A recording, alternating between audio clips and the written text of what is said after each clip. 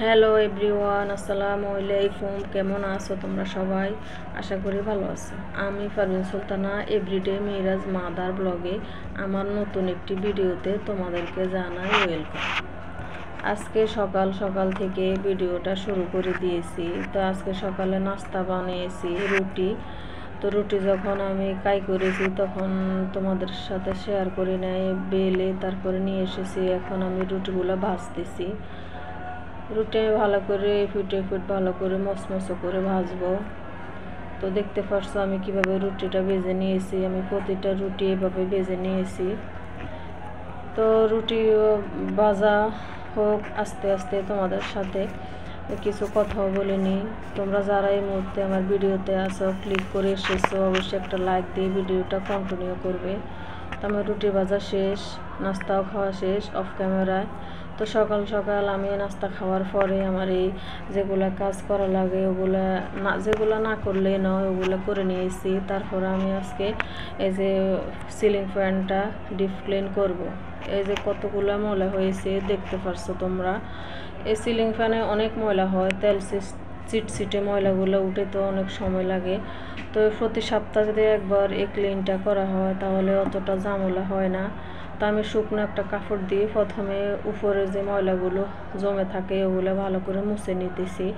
আগে শুকনো কাপড় দিয়ে মুছে নিলে একটু ময়লাটা অনেকটাই কমে যায়, পরে মাজা ঘষা করে ধুয়ে নিলে পরিষ্কার করে নিলে অতটা আর কষ্ট হয় না।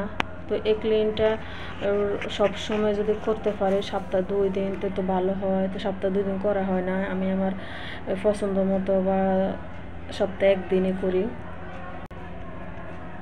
ডিপ ক্লিন করতে গেলে বোঝা যায় কতটা ময়লা হয়েছে। আমার বাসায় যে ফ্যান ছিল আমি পরিষ্কার করতে এসেছি।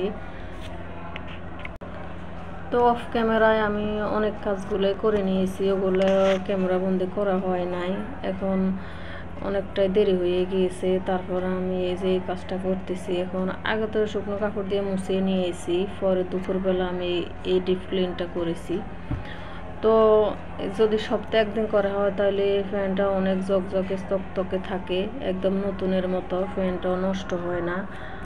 তা আমি ভিম সাবান নিয়ে নরম কাপড়ের মধ্যে লাগিয়ে মাজা ঘষা করে পরিষ্কার করে নিয়েছি। দেখতে পাচ্ছেন আমি এগুলা কীভাবে পরিষ্কার করেছি। তো একদম ক্লিন হয়ে গিয়েছে, সব ময়লা উঠে গিয়েছে ভালো করে মাজা ঘষা করার পরে। তারপরে একটা তোয়ালে দিয়ে আমি পানিগুলো ভালো করে মুছে নিয়েছি।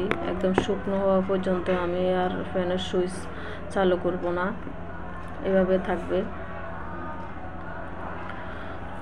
তো আমি আজকে একটা টেবিল ক্লথ নিয়ে এসেছি। এই ক্লথটা এক সাইড দিয়ে ফেটে গেছে, একদম সামনে দিয়ে ভালো লাগে না দেখতে। পরে আমি আজকে এটা ভাবছি চেঞ্জ করে ফেলবো।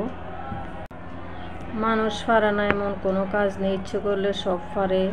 যেমন বড় কোনো ধরনের কাজ বা ছোট কাজ, যে কোনো কাজ সবই করা সম্ভব মানুষের দ্বারা। তো আমার যে কাজগুলো আমি করি ওগুলো আমি শেয়ার করি আপনাদের সাথে।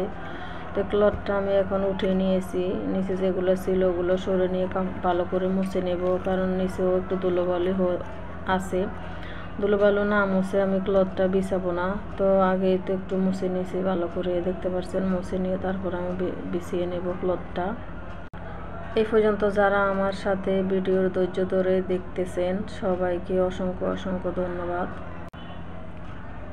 তাদেরকে একটা রিকোয়েস্ট করব, আপু ভাইয়া প্লিজ ভিডিওতে একটা লাইক দিয়ে ভিডিওটা কন্টিনিউ করবেন। আর ভিডিও দেখতে দেখতে যদি ভিডিওর কোনো অংশ একটু ভালো লাগে প্লিজ আমার চ্যানেলটা সাবস্ক্রাইব করে আমার পাশে থেকে যেতে পারেন। নতুন নতুন ভিডিও পাওয়ার জন্য আমি যখনই নতুন ভিডিও আপলোড দেব তখনই আপনার নোটিফিকেশন আপনার মোবাইলে চলে যাবে। সময় ও সুযোগ বুঝে আপনি দেখে নিতে পারবেন। যারা অলরেডি কাজটা করে নিয়েছেন তাদেরকে অসংখ্য অসংখ্য ধন্যবাদ। আমি টেবিল ক্লথটা এখন বিছিয়ে নিয়েছি, কেমন হয়েছে অবশ্যই কমেন্টে জানাবেন। তো টেবিলের উপরে আগে যেগুলো ছিল ওগুলো আমি এক এক করে উঠিয়ে রাখতেছি। ভিডিও দেখার পর সুন্দর একটা কমেন্ট করবেন। আপনাদের প্রতিটি কমেন্ট আমার কাছে অনেক বেশি মূল্যবান এবং ভালো লাগে। যে আপুরে এরা কমেন্ট করেন আমি প্রতিটা কমেন্ট মন দিয়ে ভালো করে পড়ি এবং রিপ্লাই দিতে চেষ্টা করি। তো আমার টেবিল কলটা বিছানো হয়ে গিয়েছে। আমি এখন দুপুরে রান্না করব আজকে চিংড়ি দিয়ে পটল। তো আজকে চিংড়ি দিয়ে পটল রান্না করব। তো এখনও পরিমাণ মতো মশলা দিয়ে আমি ভালো মতো কষিয়ে নিয়েছি। এখন দিতে হবে ঝোল দেওয়ার সময় হয়ে গিয়েছে। তো যেহেতু আমি ঘরের কাজ ফাঁকে ফাঁকে একটু করতে থাকি, তো মাঝে মাঝে আমি আমার তরকারি নাড়াচাড়া করে দিতে আসি। তো এসে দেখি তরকারির ঝোল এখন দেওয়ার সময় হয়ে গিয়েছে। তো আমি আজকে তরকারিটাই রান্না করছি পটল দিয়ে এবং চিংড়ি মাছ, এটা ভিডিওর মধ্যে ধারণ করেছি। আর যে রান্নাটা করেছি ছোট মাছ চটচড়ি করেছি, ওটার ভিডিও ধারণ করি নাই, কারণ ভিডিও ধারণ করতে গেলে অনেকটা দেরি হয়ে যায়, অন্য কাজটাও করা হয় না। তো এই তরকারিটাই আমি ভিডিওর আকারে নিয়ে এসেছি আপনাদের কাছে। তো এখন ঝোল দেওয়া হয়ে গেছে, রান্না করবো। আসসালামু আলাইকুম।